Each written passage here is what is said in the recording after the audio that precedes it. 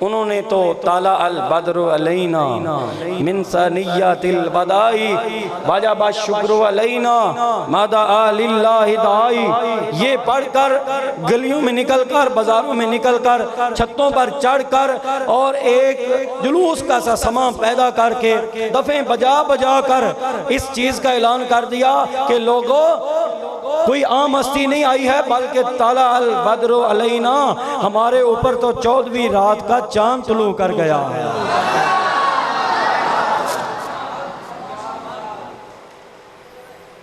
یعنی وہ خوشی میں پھولے نہ سما رہے تھے، اس طرح خوش تھے۔ ان کے لفظ بتاتے ہیں، پڑھ رہے ہیں طالع البدر علینا من ثنیۃ الوداع وجب شکر علینا ما دعا للہ۔ یہ میں اس لیے پڑھا رہا ہوں، مل کر پڑھیں تاکہ حضور کے صحابہ کی سنت ادا ہو جائے، مدینے کے بچوں کی سنت ادا ہو جائے۔ بچے بھی ذرا پڑھیں، طالع البدر علینا من ثنیۃ الوداع وجب شکر علینا ما دعا للہ۔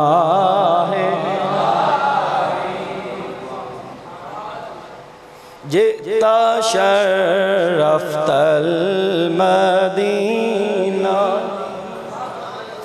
لفظ تو دیکھو ذرا، صحابہ کیا کہہ رہے ہیں، جئتا شرفت المدینہ، اے مدینے کے چاند، آپ نے مدینے میں آ کر مدینے کو مشرف بنا دیا ہے۔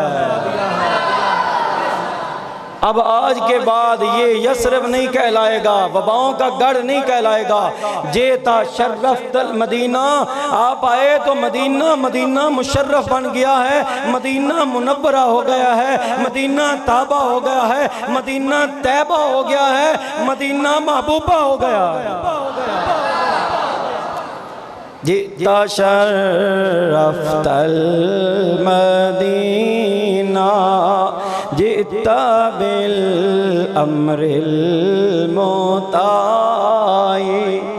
وجب شکر علینا من ثنیۃ ما دعا للہ۔ ہم پر 14ویں رات کا چاند طلوع کر گیا،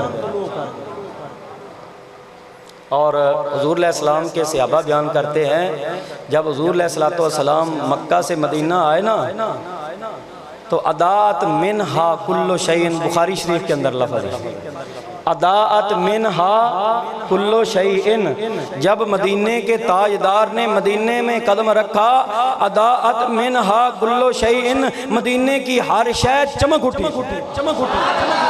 تو بولو سارے، وہ پاگل کو کہتا ہے نبی نور نہیں ہے، صحابہ کہہ رہے ہیں تیری کون سنتا نلائق، تو الٹا بھی لٹک جائے تیری بات کون مانے، تیرے جیسے ہزاروں بھی آ جائیں الٹے لٹک جائیں اور کہے نبی نور نہیں ہے۔ سنی پھر بھی کہے گا بخاری کی حدیث میں حضور کے صحابہ کا قول موجود ہے، نہ صرف نبی خود نور ہے بلکہ نور بھی ہے، منور بھی ہے، منور بھی ہے، جدھر جاتا ہے روشنی پھیلاتا چلا جاتا ہے۔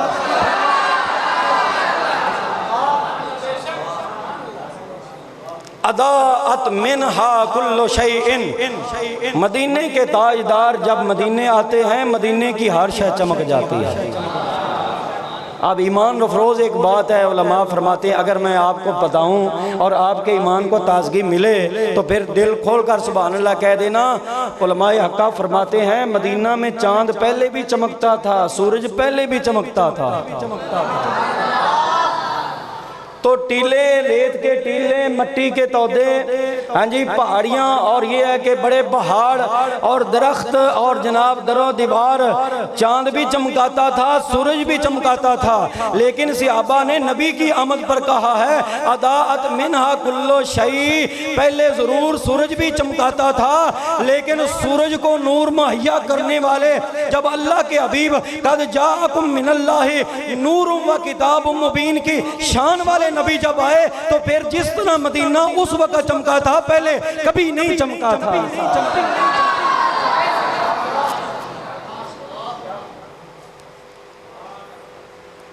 اضاءت منہا کل شیء۔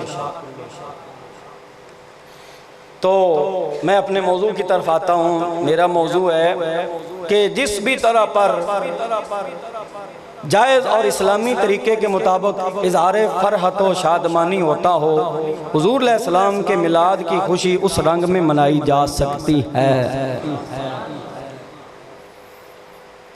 اور جائز اور اسلامی طریقہ وہی ہوگا نا جو امام الانبیاء صلی اللہ علیہ وآلہ وسلم نے جاری کیا، یا اظہار مسرت کا وہ طریقہ جو حضور علیہ السلام کے سامنے اپنایا گیا لیکن آقا علیہ السلام نے منع نہیں فرمایا۔ بھئی دوستو، حدیث کی 3 قسمیں ہوتی ہیں، قولی، فعلی اور تقریری۔ قولی سے مراد ہے سرکار دو عالم صلی اللہ علیہ وسلم کچھ ارشاد فرمائیں، قولی حدیث ہوگی۔ فعلی کا مطلب ہے آپ خود کریں اور اس کو اہل ایمان دلیل بنا لیں، چونکہ ہمارے آقا نے کیا ہے اور منع ہمیں کیا نہیں لہذا ہم بھی کریں گے، فعلی حدیث۔ تقریری کا مطلب یہ ہے کہ امت کے افراد میں سے بچے ہوں، بوڑھے ہوں، مردوں، عورتیں ہوں، جو بھی ہوں، حضور علیہ السلام کے سامنے کچھ کریں، اور آقا دو عالم صلی اللہ علیہ وآلہ وسلم جو شارع ہیں، شریعت جاری کرنے والے ہیں، آپ منع نہ کریں تو منع نہ کرنا بھی دلیل ہوگا اور اسے تقریری حدیث کہیں گے، اور اس سے جو مسئلہ اور اس کا حکم ثابت ہو اسے حدیث سے ثابت شدہ حکم کہا جائے گا۔ تو حدیث کی کتنی قسمیں ہوئیں؟ قولی، فعلی اور تقریری۔ قولی، فعلی اور فعلی، نبی علیہ السلام نے روزہ رکھا۔ فعلی حدیث، نبی علیہ السلام نے اپنی ولادت کی خوشی پر 2 بکرے قربان کیے۔ حضرت حسنین کریمین کی ولادت پر بھی حضور علیہ السلام نے بکرے کیے، اور مدینے میں ایک بچہ پیدا ہوا، اس کی خوشی انہوں نے کس طرح منائی میں بخاری کی حدیث پڑھ چکا ہوں۔ فَفَرِحُ أَهْلُ الْمَدِينَةِ بِوِلَادَتِهِ فَرْحًا شَدِيدًا۔ اور روزوں کا ذکر۔ لو جی، تو یہ ہے کہ خوشی جو کی جاتی ہے، اظہار مسرت اور شادمانی کیا جاتا ہے، اس کے مختلف اور مخصوص اوقات ہوتے ہیں۔ جس طرح کسی کے ہاں بچے کا پیدا ہو جانا، ولادت ہو جانا، بخاری شریف کے حدیث میں پڑھ چکا ہوں۔ کسی عظیم ہستی کا تشریف لے آنا، بخاری مسلم سے متفق علیہ حدیث پڑھ چکا ہوں۔ اور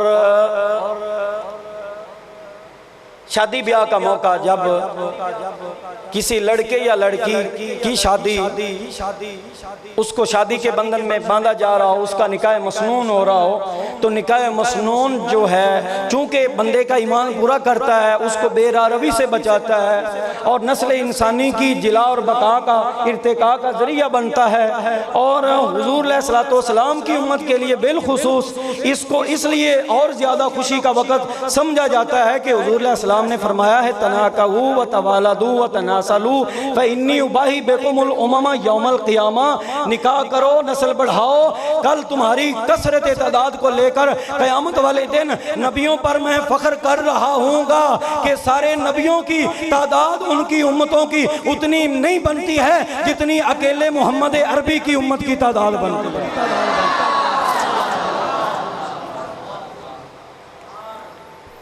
حدیث میں آتا ہے حضور علیہ السلام فرماتے ہیں اہل الجنت 120 صفاً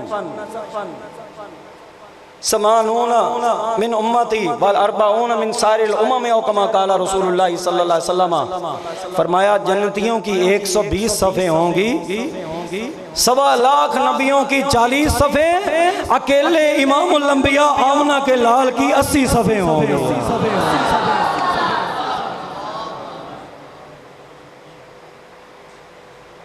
آپ کو پتہ ہی نہیں چلا کہ کیوں اس طرح کی کثرت تعداد ہے۔ وہ نبی آ گئے ہیں جو نبی رحمت ہیں۔